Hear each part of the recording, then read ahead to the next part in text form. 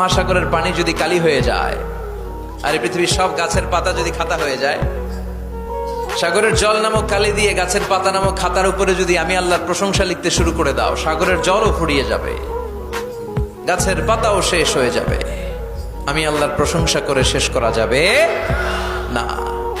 পৃথিবীতে কি পরিমাণে গাছ আছে আমরা কি আন্দাজ করতে পারি? কেন ইমাজিন, নরসিংদীতে কয়টা গাছ আছে কইতে পারবেন? তো সারা বাংলাদেশে কয়টা আছে বলতে পারবেন?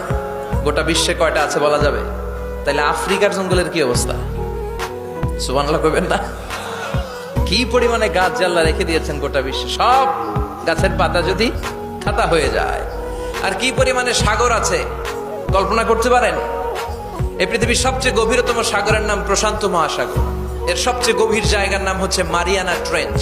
এটার গভীরতা প্রায় 36,000 ফিট। সুবহানাল্লাহ, বাড়ি থেকে কোয়েন